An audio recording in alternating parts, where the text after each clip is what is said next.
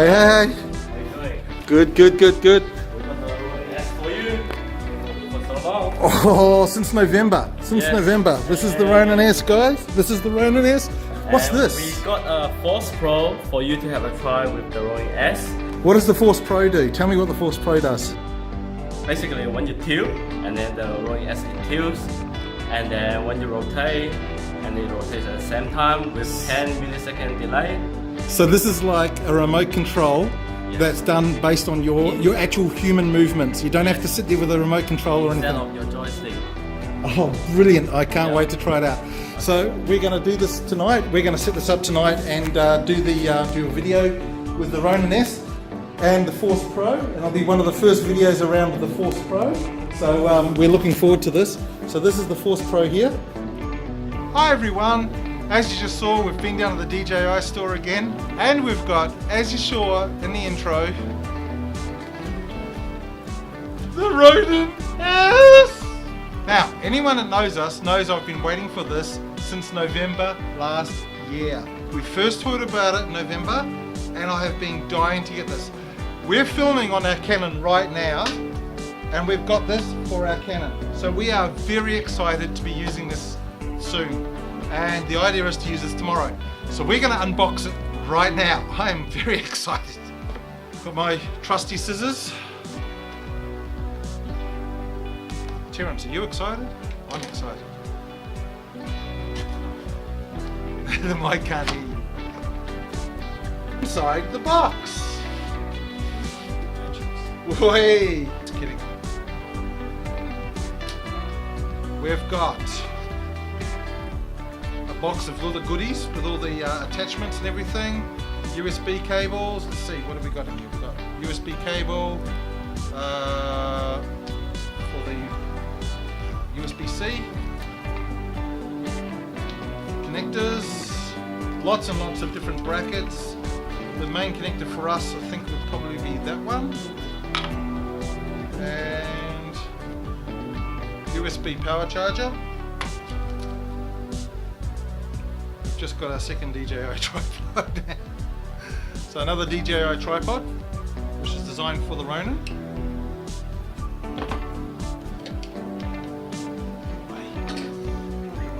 By accident. This looks massive. That there looks like part of the base. I'd say that.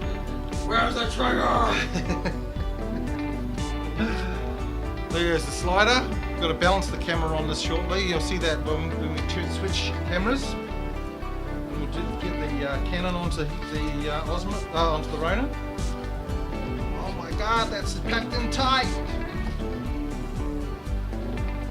And here's the Ronin itself. Ronin S. That's a lot of Velcro. So the Ronin S. Slides onto the trigger. And voila. There's the Ronin S components already set up. All we have to do now is charge it up and set up the Canon on it. So, Terence, it's time to switch cameras.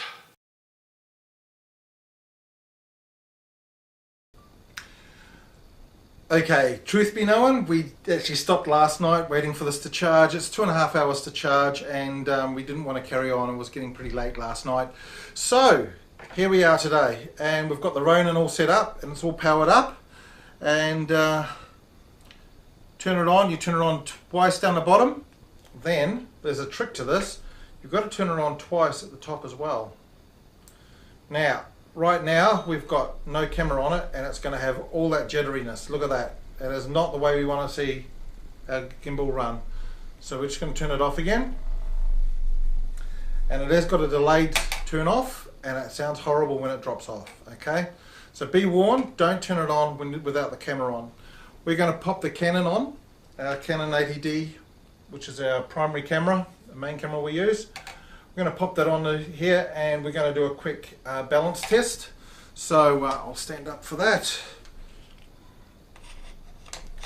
Slide that in. once you get it in, you've got all these little locking points down here. Just lock it gently, just so you get a bit of an idea of where it's going. Okay, that's falling over at the moment. We need to get it, balance it up.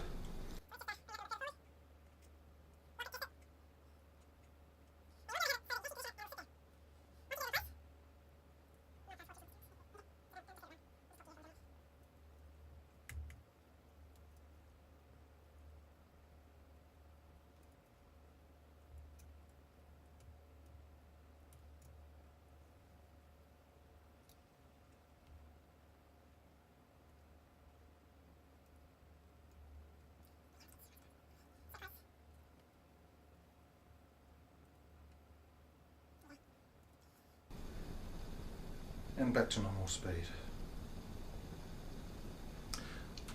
Okay, so we've got it reasonably balanced. As you can see, I can move it around and without the motors on, and it's going to sort of sit there for us. Turn the motor on, turn the camera on now. Now, the other tricks I should teach you, well, we've got this camera up and running with the Canon 80D. It has a few compatibility issues at the moment. One of them is it doesn't do everything we want it to do. So this focus knob does nothing for us right now, which is unfortunate, but that's the way it is. There's a perfectly good controller on the side here. DJI hasn't activated that yet, but what they have done is they've given us an infrared remote. Now this little cable here, you can fold it around. It works with more than just the Canon camera, and it plugs into the side here. Once you plug it in, you bend it around so that the sensor will pick it up, and you actually have to change the camera settings. From the menu, we want to select the drive at the top, move over to either the 10-second or the 2-second delay. We're going to go with the 2-second delay, and then once we've selected the 2-second delay, we can then use the camera with the photo button. So what this means is we can press the button, and after 2 seconds it'll take a photo. To show you what that's like, all we need to do is we press the button here, and it's going to take a photo. In video recording mode, again we've got to change this configuration. In mode, we go back into the menu. We go over to the remote control, number 5, and we enable remote control. Once we enable remote control, when we go back out again, press record, it'll start recording. Press record again, and it'll stop. We've got the remote control here, which allows us to bring the camera, pan the camera, drop it up and down. You can do multiple modes at the same time. It's just like a normal 8-way joystick, allowing you to do all your motion, everything you want to do. And that means that we've got the Canon well balanced and it's ready to use, and it's going to be it's going to work for us. Now the really cool features of this is that if I turn the handle around right now, it's staying perfectly still. So I'm going to start recording now, and you'll be able to see the vision coming from the camera. So I've just pressed the record button, I'm going to lift it up, and there we go. Standard, like an Osmo, it's going to do action moving around right now. But as soon as I hold the trigger is now going to keep my subject in focus. Okay, and it's nice and quick. I've got it set right now to mid-speed, which is 65, pan, tilt and roll. So I can do all my roll features and everything else as well. There are 3 modes for this camera. There is obviously the upright mode. With the upright mode, you can actually press the button 3 times and it'll turn into selfie. I mean, you know, it's a pretty big camera to use as a selfie, or pretty big rig to use for a selfie rig, so it's not something you'd use all the time. 2 buttons, just like the Osmo, rotates it back around again, off we go again in standard mode. The other mode we've got as well is shotgun mode, or light or torch mode, where we can hold it out in front of us, and of course upside down, which is something that's very, very good for us for upsy downsies. Something very good for us when we're recording bike wheels and things like that there for a bit of fun. With the tripod that comes with it, the tripod is absolutely fantastic. This rig is 1.8 kilos. It's not a light rig. So having a tripod here is absolutely a must because it allows you to give a second set of hands onto it, and it allows you to give more control over the actual holding of the camera. Now there is one little trap. If you go too far, the camera actually does start to tilt and roll by itself. It self-corrects, and the same with the other side as well. It starts to tilt and roll. But it does self-correct once you start to bring it back out again. As I say, the focus is not used at the moment. There's nothing we can do with that. The controller here is good for doing recording, turning it off, turning it on again. And of course you've got full access to your camera display, which is the reason why we went with the DJI Ronin S, is because the Canon has a lot of features on it and we want to be able to get to those features from the screen. And look, I'm very impressed with it. It's very solid build, it's a very strong mechanisms on it, and it doesn't move around without you wanting it to. The adapters for it and everything else is going to be coming out soon. Extra battery handles will be coming out soon. There should be a focus for the Canon coming out soon, which is a mechanical focus, although it would be great if they could put the devices on here.